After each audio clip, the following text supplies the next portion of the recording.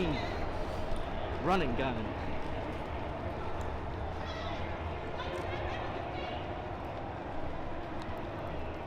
Well, something's going on, so we're gonna go check it out. Alright, we're running.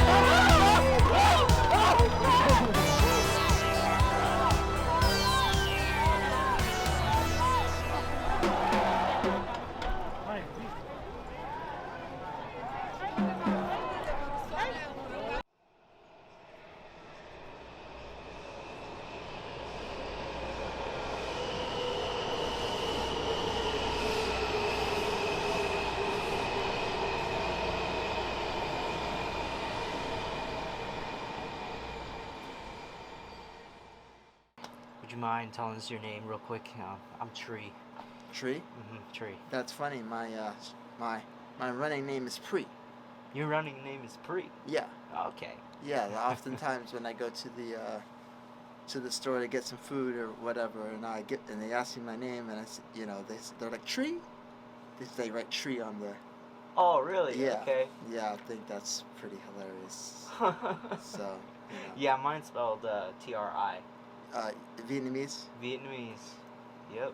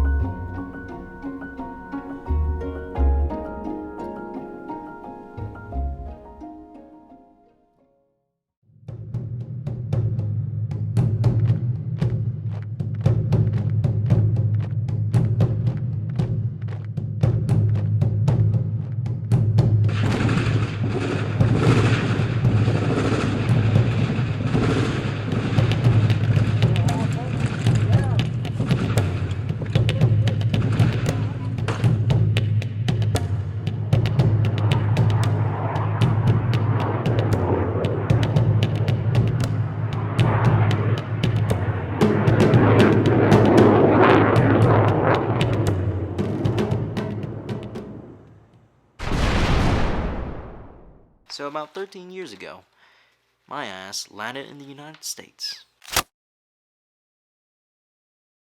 Forever leaving my dream job. of being a market vendor. And right away, I was thrown into 3rd grade with absolutely, really zero English proficiency, so they held me back in 3rd grade. Pretty wonderful. The man that you see in the pictures of 1966 being married is my grandfather. And, well, recently he died. And right when he died, he held my hands and he told me, do something great in the world, and no matter how big it is, don't worry, because things will go through, and I will always be there to help you on your side. And so, I went on a great adventure. And what is this great adventure, you might ask? Well, the year of 2020 has presented me with this. On this Wednesday night, the exit strategy for Canadians in Wuhan, China. It was like being in a Walking Dead episode. Ottawa's plan to send a plane as cases in China accelerate and racism spreads along with the virus. Their colleague at work went around asking everyone who was Asian, are you from China? And it was very inappropriate. Please, man. Please, man. You got an ID on you? I got one at home. All right, what's your name? George. George? George Perry Floyd. I don't know what's going on. I believe that a change is gonna come. A plea for humanity in Houston. No more hate crimes, please. Someone said make America great again, but when has America ever been great? We're waking up this morning to devastation in Minneapolis. Peaceful protests transitioning into violence and looting. One man is dead and another is in custody after a shooting near the demonstrations. Some buildings up in flames, others seriously damaged. An apartment complex that was under construction on 29th Street has burned to the ground. This is near the corner of 29th Street and 27th Avenue. The fire could be seen from miles away. 25 minutes before that curfew was supposed to even start, and they cleared the way, and then President Trump showed up right here for that photo op. Outside the White House, protesters facing off against authorities, kneeling and raising their hands in peaceful demonstration. But then, almost suddenly, U.S. Park and Secret Service police began shoving and hitting, striking this Australian news crew as they were live on the air. Oh. Whoa! And as police move in, they fire tear gas on the crowd. While inside the grounds of the White House, a remarkable split screen, the president claiming to be an ally of peaceful protesters. I am your president of law and order and an ally of all peaceful protesters. Now you see, we're not that much different from one another. Others see it as a side which you stand with, or if the color of your skin determines how much freedom you have. For me, I only saw you as humans, as people suffering, trapped within your own minds. Something I wanted to ask you, Mr. Trump. Do you know the definition of insanity? The definition of insanity is that doing something over and over and over again while expecting a different result in the end. And well, in this year of 2020, I think you have just made an example of that, actually. I think your strategies of winning over the hearts and minds of your own people have utterly failed.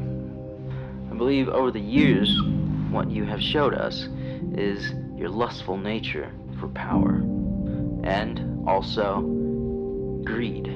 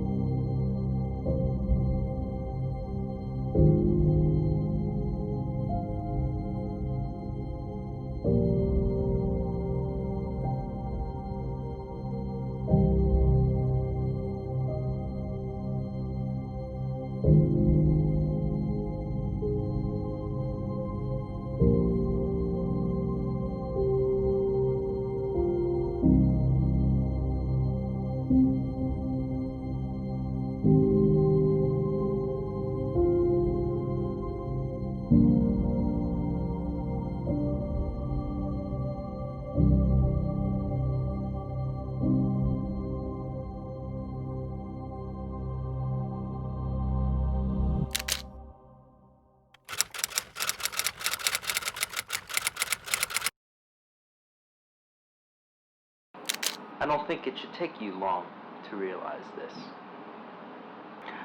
I take you back in time for a reason. To show you that my people have experienced division among themselves in a similar fashion of our world today. I am not here to prove to you which side is better than the other, but simply to recognize our human dignity remains the same, even though we may have our differences.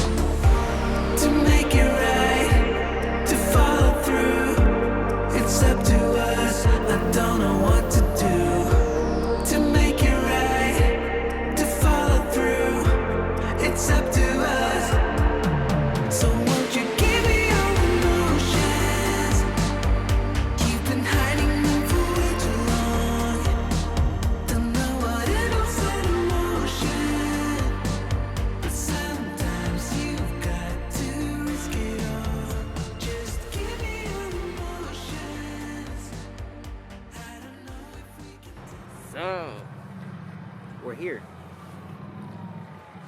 What you think? Cool. Cool? That's your greatest reaction ever? You're so tired. Yeah, right.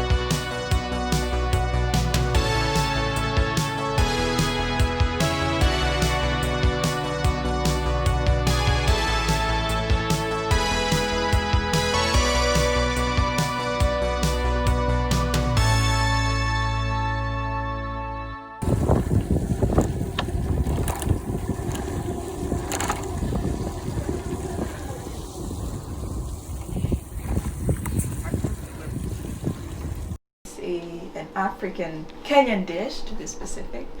It's more traditional for a tribe called Kikuyu, which we are from. That's our tribe, and it's mostly made in like special events like weddings, or if there is just special occasions. So it has potatoes, it has beans, it has a what do you call it? Maize, and then it's mashed. So it's like mashed potatoes, but it has all that good stuff. And then you can fry it. You can make some onions with oil, and then pour it on top of it, and the flavor. So this this is just it's just kale. It's kale. You try and cut it to smaller pieces, and then you fry it in a little bit of oil with onion, brown it, and then you can either put tomatoes. We always use fresh tomatoes. Always use fresh tomatoes. It's the best. So, and then we have this. I actually learned how to make this yesterday. It had a little. Oh, that kind of looks similar to what we just had. What? No, this is the African version. My friend, she's from Nigeria. She's our neighbor. She came here yesterday, and she taught me how to make jollof rice. We did not have all the ingredients, but we used what we had. So it's rice. We used basmati rice, and we used pork instead of beef. And it has a lot of spices. It has ginger, fresh ginger, garlic. It has fresh pepper, red peppers, bell peppers, not the chili. No, yeah. And then it has onions, a little bit of oil. I can smell it. That, and that. Yeah. For sure, we will try it. You gotta heat it up. Yes. Yeah, you okay. I was like, we eat it cold? No, you get everything up, and that's very good. It's very nutritious. Name me Poppy. Poppy? Poppy. His name is Puppy. Yes. His name is Poppy. Puppy. Poppy is going to work sweep. He's going to eat yum yum. It's yum yum.